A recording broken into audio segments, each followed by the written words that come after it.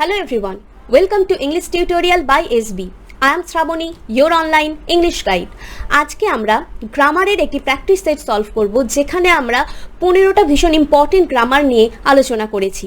এই গ্রামারের সেট থেকে শুধুমাত্র ক্লাস 10-এর স্টুডেন্টরা না, যারা কম্পিটিটিভ পরীক্ষার জন্য প্রিপারেশন নিচ্ছ, তোমাদের সবার জন্য এই ভিডিওটা ভীষণ ইম্পর্টেন্ট অ্যান্ড ইউজফুল হতে চলেছে। তাই সেই 15টা গ্রামার কি সেটা জানতে হলে অবশ্যই ভিডিওটা শেষ অবধি দেখতে হবে, স্কিপ করলে চলবে না। So be ready with your pen and paper, let's start today's video. আজকের গ্রামারের প্র্যাকটিস সেটের ফার্স্ট কোয়েশ্চেনটা দেখো। Dash have finished, having finished, having been finished his task, he left, had been left for home, fill with appropriate verbs. এই যে অপশনসগুলো আছে সেগুলো পড়ে মানেটা যেটা দাঁড়ায় যে সে তার কাজটা শেষ করার পর বাড়ির জন্য রওনা দিয়েছিল। এখানে এই যে কোয়েশ্চেনটা আছে এটা পারফেক্ট পার্টিসিপেলের একটা এক্সাম্পল। পারফেক্ট পার্টিসিপেল আমরা কখন ব্যবহার করি? পারফেক্ট পার্টিসিপেল আমরা তখন ব্যবহার করি যখন মেন ক্লজে যে কাজটা ঘটে গেছে তার আগে যদি কোনো কাজ হয়ে যায়, তখন আমরা পারফেক্ট পার্টিসিপেল ব্যবহার করি।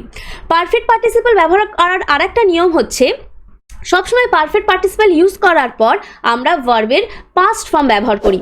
পারফেক্ট পার্টিসিপেল কি না, পারফেক্ট পার্টিসিপেলের শুরুতেই আমরা ব্যবহার করি সেটা হলো হ্যাভিং ফিনিশড। হ্যাভিং ফিনিশড এটা হচ্ছে পারফেক্ট পার্টিসিপেল, আমরা এটা দিয়ে শুরু করি। তাহলে এখানে শুরুটা কোনটা হবে? Having finished his task, he left for home.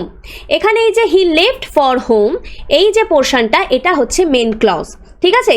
তাহলে দেখো হি লেফট ফর হোম, তাহলে বাড়িতে যাওয়ার জন্য রওনা দেওয়ার আগে সে তার কাজ শেষ করে ফেলেছিল, তাই এটা পারফেক্ট পার্টিসিপেলের একটি এক্সাম্পল। তাহলে এখানে আনসার কি হলো না, having finished his task, he left for home. Second গ্রামারটা এবার দেখি। The man is blind dash his sons falls, he does not pay heed to dash mistakes done by the boy, fill with appropriate article and preposition. লাইনটার মানে কি? First লাইনটার the man is blind, লোকটি অন্ধ, his sons falls মানে তার ছেলে যে অন্যায়গুলো করে, যে দোষগুলো করে, তিনি তার দোষগুলো দেখতে পান না, দোষগুলো দেখতে তিনি অন্ধ। যখন কোনো দোষে অন্ধর কথা বলা হয় তখন ব্লাইন্ডের সঙ্গে সবসময় টু প্রিপোজিশন ব্যবহার করা হয়, এগুলোকে অ্যাপ্রোপ্রিয়েট প্রিপোজিশন বলে। দোষে অন্ধ হলে আমরা ব্লাইন্ডের সাথে টু প্রিপোজিশন ব্যবহার করি, আর চোখে অন্ধ মানে কানা বা এক চোখে অন্ধ, তখন আমরা ব্যবহার করি ব্লাইন্ডের সাথে ইন প্রিপোজিশন বা অফ প্রিপোজিশন, ঠিক আছে? তাহলে এখানে the man is blind his sons falls মানে দোষগুলো দেখতে অন্ধ, তাহলে এখানে কি ব্যবহার হবে? কোন preposition? To. He does not pay heed, next লাইনটার মানেটা দেখো। He does not pay heed, heed মানে হচ্ছে কর্ণপাত করা, তাহলে তিনি কর্ণপাত করতেন না টু ড্যাশ মিস্টেক্স সেই দোষগুলোর প্রতি, ডান বাই দ্য বয় ছেলেটি যে দোষগুলো করতো, যে ভুলগুলো করতো, সেগুলোর প্রতি তিনি কোনো কর্ণপাত করতেন না। তাহলে এখানে বসবে অ্যাপ্রোপ্রিয়েট আর্টিকেল যেটা হচ্ছে দ্য।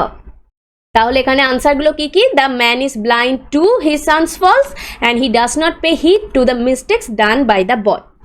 থার্ড গ্রামারটা দেখো। A fire erupted in the market last night, replace the red coloured word with phrasal verb.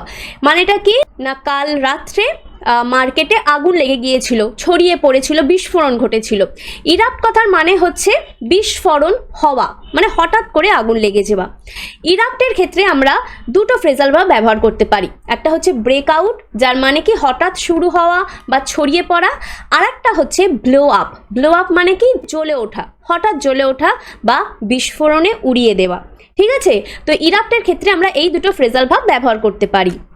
কিন্তু এখানে দেখো ইরাপ্টেড মানে ইরাপ্টের পাস্ট ফর্ম ব্যবহার করা হয়েছে, তাই আমাদেরও এই ব্রেক আউট এবং ব্লো আপের পাস্ট ফর্ম ব্যবহার করতে হবে। তাহলে আনসারটা কি হবে?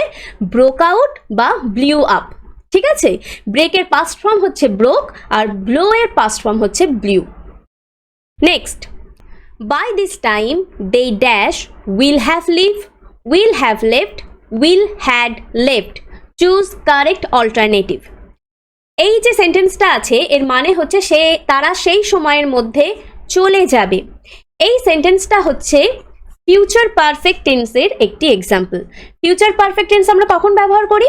যখন নির্দিষ্ট সময়ের মধ্যে, ভবিষ্যতে কোনো একটা নির্দিষ্ট সময়ের মধ্যে যদি কাজটা ঘটে যাওয়ার কথা বলা হয়, বা কোনো একটা কাজ ঘটার আগে অন্য কোনো কাজ ঘটে যাবে ভবিষ্যতে তার কথা বলা হয়, তখন আমরা ফিউচার পারফেক্ট টেন্স ব্যবহার করি। কিভাবে আমরা লিখি সেন্টেন্স? ফিউচার পারফেক্ট টেন্স লেখার সময় আমরা লিখি শ্যাল বা উইল, তার সাথে হ্যাভ, এবং তারপরে আমরা ভার্বের থার্ড ফর্ম ব্যবহার করি। বাই দিস টাইম মানে সেই সময়ের মধ্যে, একটা নির্দিষ্ট সময়ের কথা বলা হচ্ছে যার মধ্যে তারা চলে যাবে। তাহলে এখানে কারেক্ট আনসারটা কি হবে? They will have left. তাহলে আনসারটা কি হবে? By this time they will have left. Next দেখি, the strike was withdrawn yesterday. Replace the red colored word with phrasal verb. The strike was withdrawn yesterday মানে হচ্ছে গতকাল ধর্মঘট, স্ট্রাইক মানে হচ্ছে ধর্মঘট, গতকাল ধর্মঘটটা প্রত্যাহার করে নেওয়া হয়েছিল। উইথড্র মানে হচ্ছে প্রত্যাহার করে নেওয়া। উইথড্রর ক্ষেত্রে আমরা যে ফ্রেজাল ভার্বটা ব্যবহার করি সেটা হলো কল অফ, ঠিক আছে? তাই এখানে আমাদের আনসারটা কি হবে? কল্ড অফ, মানে the strike was called off yesterday. Next গ্রামারটা দেখো, হু পেড দ্য মিল, এটাকে কি করতে হবে? ভয়েস চেঞ্জ করতে হবে। সবসময় মনে রাখবে, হু দিয়ে যখন আমাদের ভয়েস চেঞ্জ করতে হয় তখন আমরা স্টার্ট করি কি দিয়ে? বাই হুম দিয়ে, ঠিক আছে? তাহলে আনসারটা কি হবে? By whom was the meal paid. Who paid the meal এর মানে হচ্ছে কে খাবারের জন্য বিল দিয়েছিল, টাকা দিয়েছিল। আর এখানে কি হচ্ছে? কার দ্বারা খাবারের টাকা দেওয়া হয়েছিল। By whom was the meal paid, এবং দেখো লাস্টে কিন্তু কোয়েশ্চেন মার্কটা থাকছে, ঠিক আছে? Next, the result surprised us. Voice change মানে কি? রেজাল্টটা আমাদের সারপ্রাইজ করেছিল। এর ভয়েস চেঞ্জটা কি হবে? তাহলে আমরা সবসময় জানি ভয়েস চেঞ্জের সময় অ্যাক্টিভ ভয়েসের অবজেক্টটা প্যাসিভে সাবজেক্ট হয়ে যায়, কিন্তু এখানে দেখো, এখানে যে প্রোনাউনটা ব্যবহার করা হয়েছে এটা কিন্তু অবজেক্টিভ প্রোনাউন। অবজেক্টিভ প্রোনাউন দিয়ে আমরা কখনোই একটা সেন্টেন্স শুরু করতে পারি না। আমাদের কি করতে হবে না, এই আসের মানে এই অবজেক্টিভ প্রোনাউনের সাবজেক্টিভ প্রোনাউনটা ব্যবহার করতে হবে। আসের সাবজেক্টিভ প্রোনাউন হচ্ছে উই। তাহলে আনসারটা কি হবে? We were. ওয়্যার কেন হয়েছে না? এটা পাস্ট টেন্স, তাই এখানে ওয়্যার এই বি ভার্বটা ব্যবহার করা হয়েছে। We were surprised by the result মানে কি? আমরা রেজাল্টের দ্বারা সারপ্রাইজ হয়েছিলাম। We were surprised by the result. Next, he keeps saying comma inverted comma I am very lucky, change the narration. এই মানেটা কি? হি কিপস সেইং মানে সে বলেই যাচ্ছিল আই অ্যাম ভেরি লাকি, আমি খুবই ভাগ্যবান। এখানে আমাদের যখন ন্যারেশন চেঞ্জ করতে হয় তখন আমাদের কি মাথায় রাখতে হয় যে রিপোর্টিং ভার্বটা কি টেন্সে আছে আর রিপোর্টেড স্পিচটা কি টেন্সে আছে। এখানে দেখো রিপোর্টিং ভার্বটা আছে সিম্পল প্রেজেন্টে আর রিপোর্টেড স্পিচটাও আছে সিম্পল প্রেজেন্টে। রিপোর্টিং ভার্ব এবং রিপোর্টেড স্পিচ যদি সিম্পল প্রেজেন্টে থাকে তাহলে আনসারটাও আমরা সিম্পল প্রেজেন্টেই লিখব। দেখো আনসারটা কি হবে? হি keeps saying that he is very lucky. He keeps saying that he is very lucky মানে সে বলে যাচ্ছিল যে সে খুব লাকি, ঠিক আছে? Next, she said to me have you left for school. সে আমাকে বলছিল তুমি কি স্কুলের জন্য বেরিয়ে পড়েছো। চেঞ্জ দ্য ন্যারেশন, এটাকেও আমাদের ন্যারেশন চেঞ্জ করতে হবে। রিপোর্টিং ভার্বটা আছে দেখো পাস্টে, সেড মানে এটা পাস্ট, আর have you left for school তার মানে এটা কিসে আছে? এটা আছে প্রেজেন্ট পারফেক্ট টেন্সে, ঠিক আছে? সবসময় মনে রাখবে রিপোর্টিং ভার্ব পাস্ট থাকলে এবং রিপোর্টেড স্পিচটা প্রেজেন্ট পারফেক্টে থাকলে আমাদের আনসারটা হবে পাস্ট পারফেক্টে, ঠিক আছে? দেখো এখানে আনসারটা কি হবে? She ask me, said to ছিল যেহেতু এটা কোয়েশ্চেন মার্ক তাই এখানে আস্ক হয়েছে। She ask me weather I had left for school এবং লাস্টে সবসময় একটা ফুল স্টপ হবে, এখানে কিন্তু কোয়েশ্চেন মার্ক হবে না, ঠিক আছে? শি আস্ক মি, সে আমাকে জিজ্ঞাসা করেছিল weather I had left for school, আমি স্কুলের জন্য বেরিয়ে পড়েছিলাম কি না। বোঝা গেল? তাহলে সবসময় মনে রাখবে যে রিপোর্টিং ভার্ব পাস্টে থাকলে এবং রিপোর্টেড স্পিচটা প্রেজেন্ট পারফেক্টে থাকলে আমাদের আনসারটা কি হবে? পাস্ট পারফেক্টে, ঠিক আছে? আর যখন উত্তর মানে এই যে কোয়েশ্চেনটা আছে এখানের উত্তর যদি হ্যাঁ কিংবা নাই হয় তাহলে আমরা সবসময় ওয়েদার ব্যবহার করব বা ইফ, ঠিক আছে? চলো এবার পরেরটা দেখি।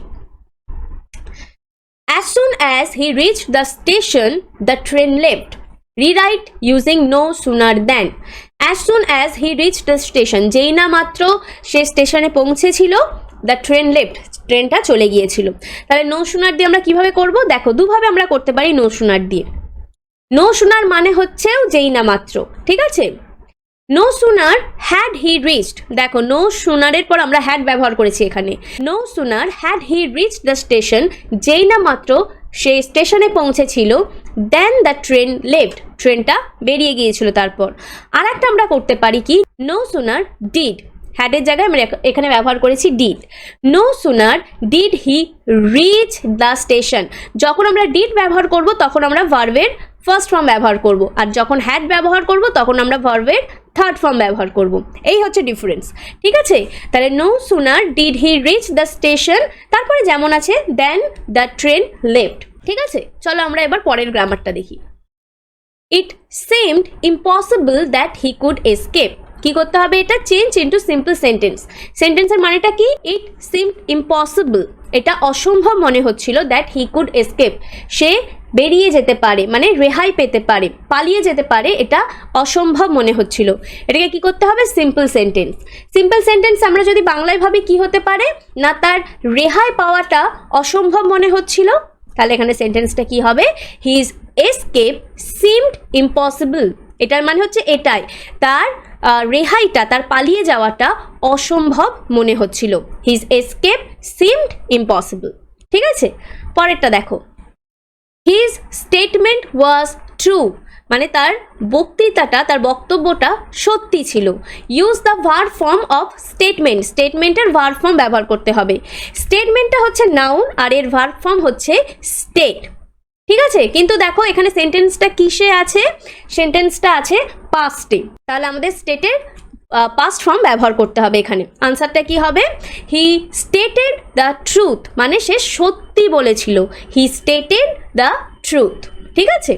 পরেরটা দেখো, they all started late, make it negative. they all started late মানে তারা সবাই দেরিতে শুরু করেছিল, এটাকে নেগেটিভে করতে হবে, না বাচক, মানে একটা নট ওয়ার্ড আনতে হবে। তাহলে সেন্টেন্সটা কি হবে? তারা তাড়াতাড়ি শুরু করেনি, মানে করেছিল না, তারা তাড়াতাড়ি শুরু করেছিল না। তাহলে আনসারটা কি হবে? they all did not start early. they all did not start early. The boy came to me last evening. He was my classmate. Join using relative clause. Relative clause দিয়ে জয়েন করতে হবে। সেন্টেন্সের মানেটা কি? The boy came to me last night. ছেলেটি আমার কাছে কাল রাত্রে এসেছিল, মানে শেষ রাত্রে এসেছিল।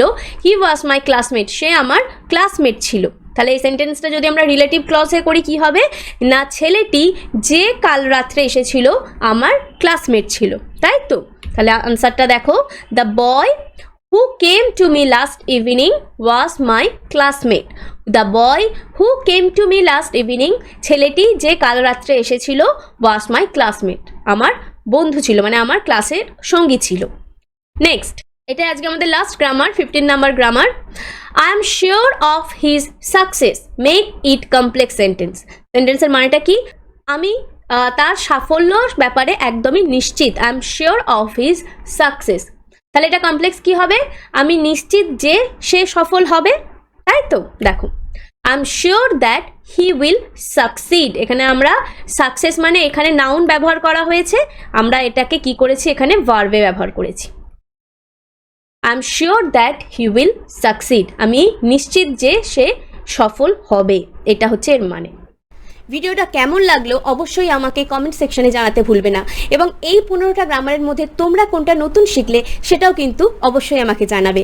ভিডিওটা ভালো লাগলে অবশ্যই লাইক করবে, শেয়ার করবে তাদেরকে যারা জেনুইনলি গ্রামারটা শিখতে চায়। And if you are new viewer of my channel, don't forget to subscribe my channel and also click the bell icon to get all the notification. Okay, so that's it for today. Thank you for watching. See you in our next video. Till then, keep practicing and keep learning.